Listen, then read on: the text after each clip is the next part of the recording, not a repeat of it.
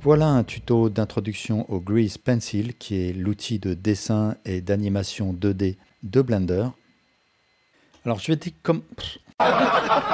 vais commencer par décaler mon cube là, et puis je vais sélectionner la caméra, je vais faire Alt G pour la faire venir au centre, Alt R pour remettre à 0 sa rotation, et RX 90 pour la mettre en vue de face comme ça.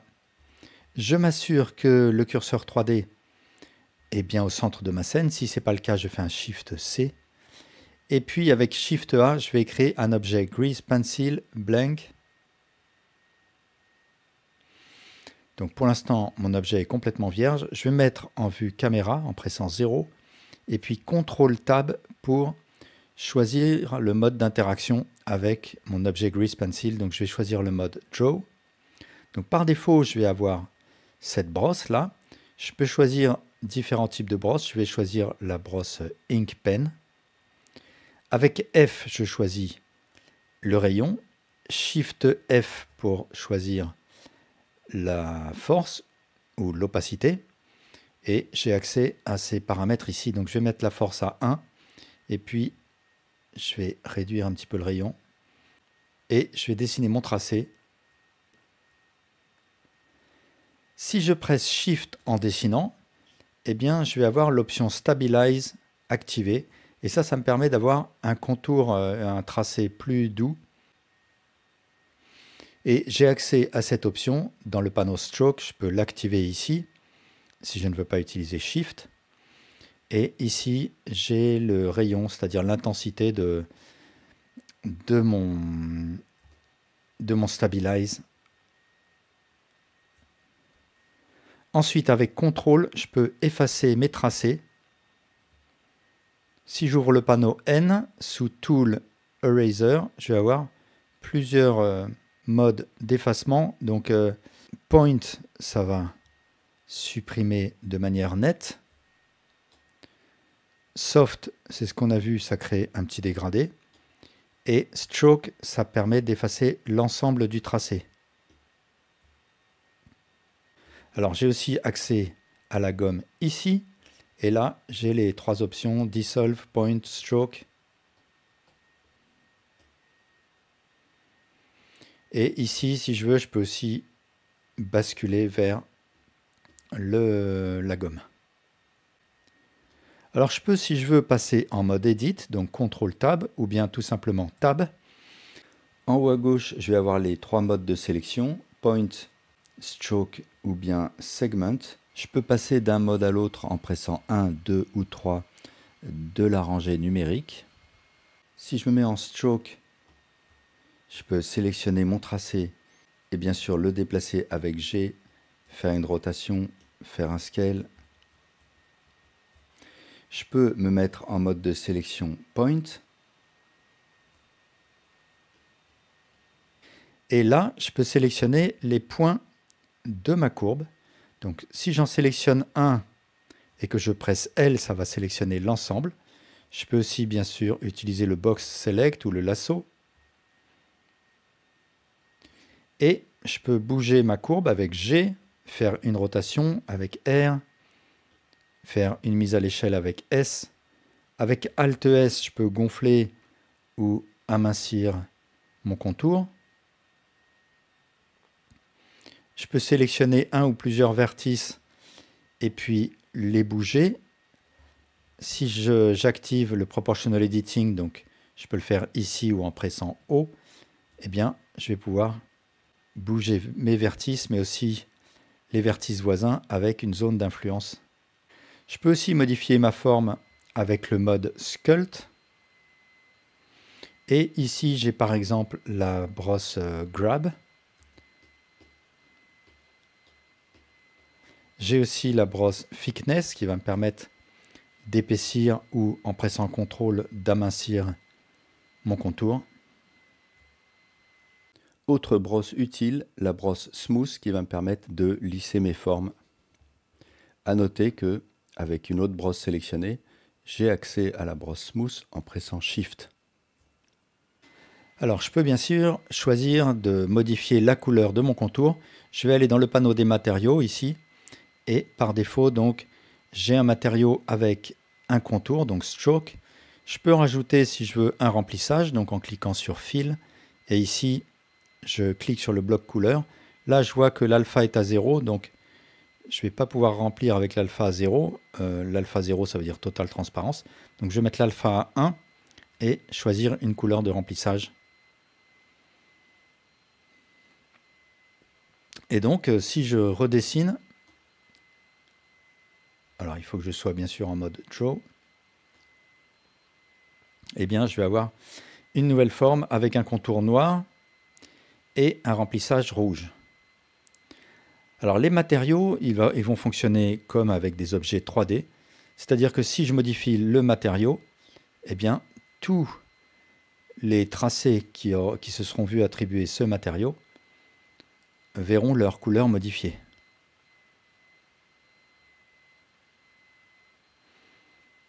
Alors ce matériau, je vais uniquement laisser le contour, je vais décocher Fill. Je vais créer un nouveau matériau qui lui aura à la fois Stroke et Fill activé. Je vais choisir une couleur de remplissage. Je vais créer un troisième matériau qui lui aura seulement Fill d'activer. Et là, je peux voir que je peux créer des surfaces sans contour. Alors j'ai un autre mode de peinture à côté de Material, c'est le mode Color Attribute. Ici, je peux choisir une couleur et si je peins, il va utiliser les options cochées du matériel sélectionné, mais il va appliquer la couleur choisie ici. Donc par exemple, je peux choisir mon premier matériel et donc il va faire un contour, puisque avec ce premier matériau, seul le contour est activé, mais avec la couleur sélectionnée ici. Alors ce mode de peinture est différent. Je ne pourrais pas faire de modification de couleur à la volée. C'est un mode qui va être un peu plus spontané et qui peut par exemple me permettre de rajouter des détails sans avoir à créer un nouveau matériau.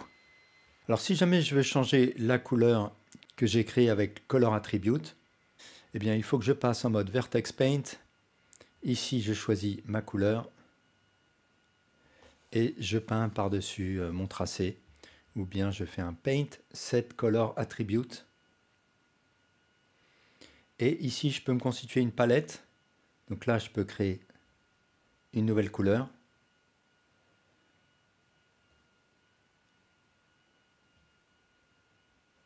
Je peux changer l'ordre des couleurs et pour sélectionner la couleur que je veux, je clique dessus. Alors je vais rebasculer en mode de peinture Material. Ce qu'on peut voir, c'est que quand on crée un nouveau dessin, il va venir se superposer à ceux qui ont été dessinés précédemment. Mais je peux, en activant l'option Draw Strokes on Back, peindre en arrière-plan. Je vais décocher l'option là. Je peux aussi aller dans le panneau Data et là j'ai des calques, des layers, un petit peu comme Photoshop, c'est-à-dire je vais pouvoir superposer plusieurs calques. Donc par exemple sur ce calque, je vais peindre, alors ici je vais retrouver mes matériaux, je vais peindre avec celui-là et je peux varier la position de ce calque, je vais le mettre en dessous, donc ici je peux faire un drag and drop ou bien je peux utiliser les flèches pour monter ou descendre ce calque. Alors dans les calques, il y a l'option Auto Lock Inactive Layers qui est pas mal, qui va me permettre en fait de cadenasser les calques qui ne sont pas sélectionnés. Et donc par exemple, si je veux supprimer tout ce qui est sur ce calque, sans affecter les dessins qui sont sur le calque en dessous, eh bien je le sélectionne, ce calque-là est cadenassé, et là je peux utiliser l'effaceur. J'ai aussi d'autres options, comme par exemple Merge Down, qui me permettrait de fusionner ce calque avec celui qui est en dessous. Donc les matériaux sont accessibles aussi dans ce panneau. Les calques sont accessibles aussi dans ce panneau. J'ai des raccourcis. Si je presse Y, j'ai accès au calque. Si je presse U, j'ai accès aux matériaux. Si je fais un clic droit, J'ai accès à la taille de ma brosse, à sa force. Ici, j'ai les calques et puis ici, j'ai accès aux matériaux. Alors, je vais créer un nouveau calque. Je vais masquer les précédents et je vais tracer une forme fermée. Ensuite, je vais sélectionner le troisième matériau. Je vais sélectionner l'outil de remplissage, Fill, ici. Et si je clique à l'intérieur de ma forme, ça va la remplir grâce à mon outil de remplissage. Donc c'est un autre moyen de créer une surface colorée à l'intérieur d'un contour. Mais si par exemple, j'ai un tracé qui n'est pas fermé, eh bien, je ne pourrai pas le remplir.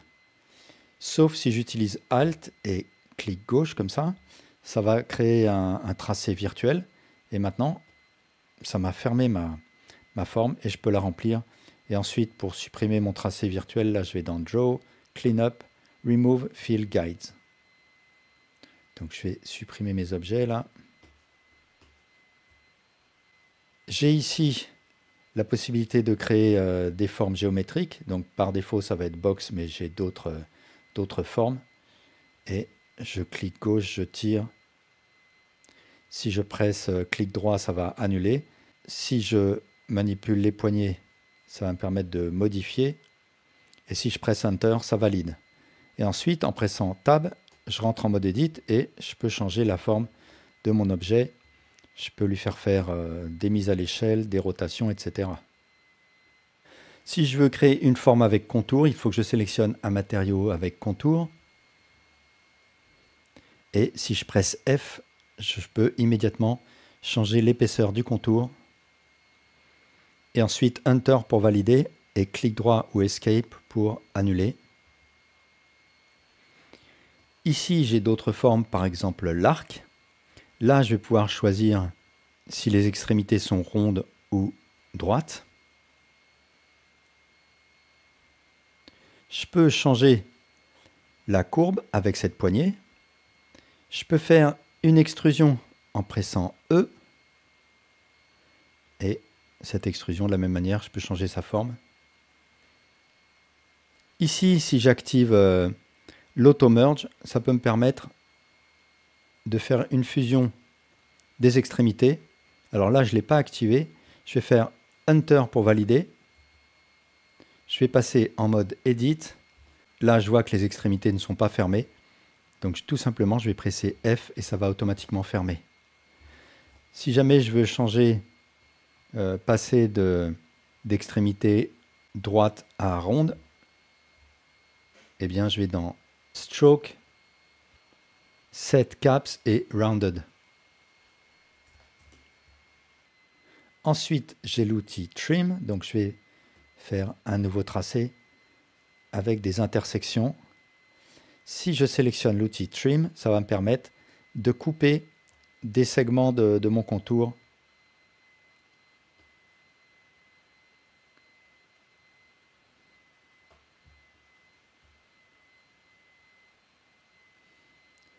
Je vais sélectionner mon deuxième matériau là et je vais créer cette forme.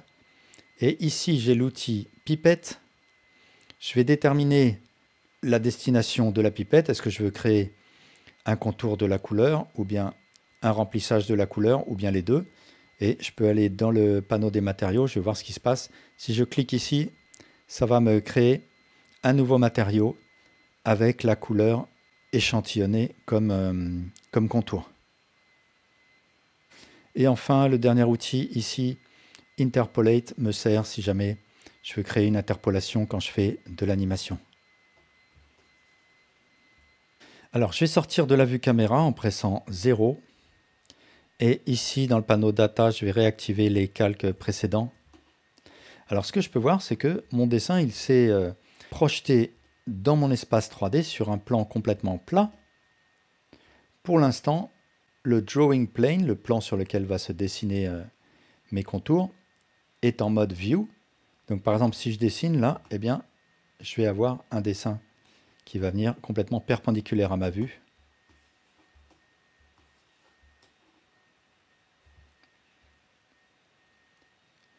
Et je peux choisir d'autres modes, par exemple Front. Donc front va me permettre de dessiner sur le plan XZ. Je peux d'ailleurs, si je veux, ici dans le panneau Draw Grease Pencil, activer le canevas pour voir le plan sur lequel je peux dessiner. Je peux choisir un plan de côté, un plan de haut, et je peux choisir un plan qui soit celui de mon curseur. Alors je vais me remettre en View, et je peux choisir donc la position du curseur 3D, la position de l'origine. Je peux choisir de peindre sur une surface.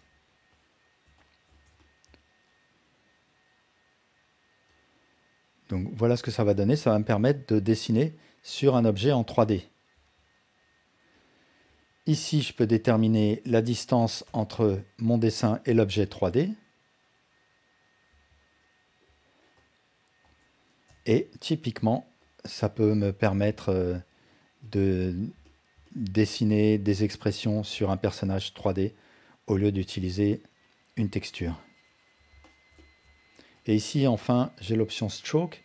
Stroke va me permettre de commencer le dessin sur un tracé existant.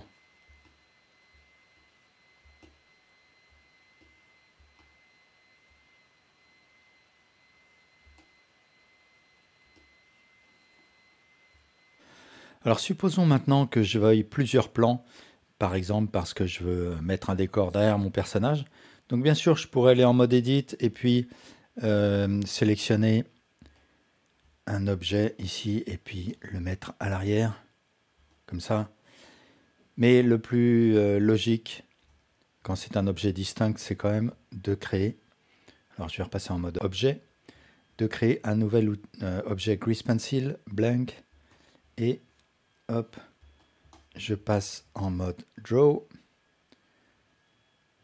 Je repasse ici en Stroke Placement Origin. Et en vue de face, je crée mon décor. Alors maintenant, je vais créer une petite animation. Je vais supprimer peut-être mes objets là. Et Shift C, en créer un nouveau. Me mettre en vue caméra. Ici, je vais ouvrir avec Shift F12 le Dope Sheet que je vais passer en mode Grease Pencil. Je vais déplier le summary ici. Je vais passer en mode Draw. Ici, dans le panneau des matériaux, je vais créer un nouveau matériau avec une stroke et j'active Fill. Et là, je vais choisir la couleur chair. Je m'assure que je suis bien en Stroke Placement Origin et en Drawing Plane View. Je vais créer... Alors, il faut que je repasse ici en mode Material. Je vais créer d'abord le corps et ensuite la tête. Je vais aller ici dans le panneau Data. Je vais appeler ce calque tête. Je vais peut-être rajouter un nez. Et puis je vais rajouter un calque qui va s'appeler bouche. Et encore un autre qui va s'appeler yeux. Je vais activer Autolock Inactive Layers. Je vais sélectionner bouche. Et je vais créer, alors avec le premier matériau, je vais créer une bouche. Je vais cliquer sur le calque yeux et je vais créer mes deux yeux. Ensuite, à la frame 10, je pourrais ouvrir ma timeline et cocher l'option Auto King, ce qui ferait que dès que je créerai des nouveaux tracés, ça me créerait automatiquement une keyframe et les tracés précédents seraient effacés. Mais je vais décocher Auto King, je vais plutôt le faire à la main. Je vais mettre en plein pot mon Dope Sheet. Donc je vais presser I et Insert Blank Keyframe Active Layer pour créer une keyframe sur la piste des yeux. Donc là, je retrouve ici mes 3 calques sous forme de piste. Alors du coup, là, je perds de vue les yeux qui étaient à la frame précédente, à la keyframe précédente. Donc ce que je vais faire pour toujours avoir une trace des yeux, c'est aller dans le panneau Draw Grease Pencil et activer l'option Onion Skin. Donc là, je vais voir le dessin qui figure à la keyframe précédente. Alors pour qu'il soit un petit peu plus visible, je vais aller ici dans le panneau Data et sous Onion Skin, je vais augmenter l'opacité et je vais changer la couleur. Donc là, je vais trouver la couleur des keyframes précédentes. Donc je vais assombrir. Et ici, la couleur des keyframes qui suivront. Et là, je choisis d'afficher la quantité de keyframes précédentes et la quantité de keyframes qui suivent. Mais je vais laisser à 1. Et donc ici, je vais pouvoir créer mes yeux fermés. Et donc si je désactive Onion Skin, voilà ce que je peux voir. Alors je vais dupliquer mon œil ouvert. Je vais lancer avec la barre espace mon animation. Et je trouve que le clignement d'œil fonctionne. Donc je vais dupliquer les 2 keyframes.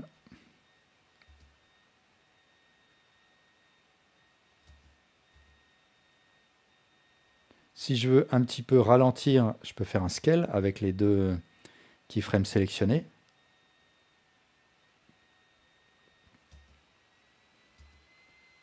Ou bien tout simplement décaler la seconde keyframe.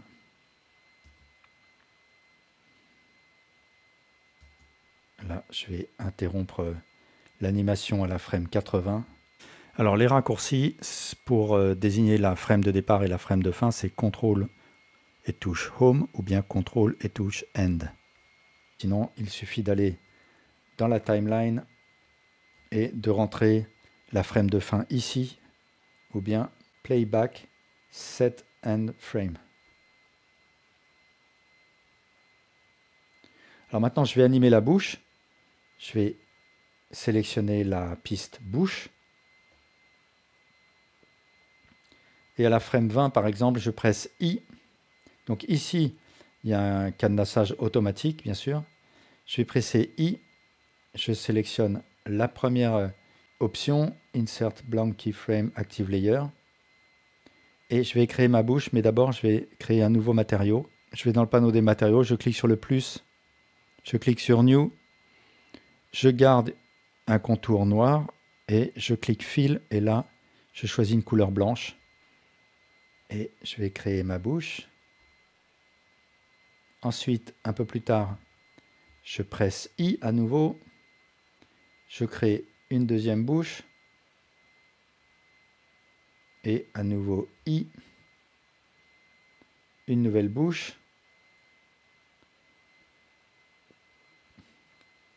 Je vais dupliquer cette keyframe là. Je regarde ce que ça donne. Alors je vais peut-être dupliquer l'ensemble, Shift D. Alors à noter, en haut à droite, j'ai l'option Multiframe Editing et ça va me permettre sur l'ensemble des keyframes sélectionnés de pouvoir faire une modification sur tous les tracés qui y figurent. Donc par exemple, je vais me mettre en mode Sculpt et je choisis la brosse Grab et je vais éditer mes bouches.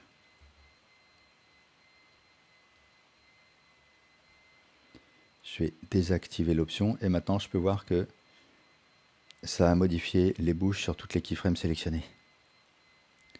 On va regarder un petit peu les modifieurs. Maintenant, si je vais dans le panneau modifieur, j'ai par exemple un modifieur Deform Noise. Et ce modifieur, il va agir sur le tracé. Il va le faire trembler pour rendre le trait plus vivant. Donc il faut que je change certains facteurs. Par exemple, le Noise Scale. Je vais baisser la valeur position. Et je veux que ce soit sur chaque frame Donc je vais mettre step 1. Alors c'est un peu trop rapide, donc je vais mettre 2.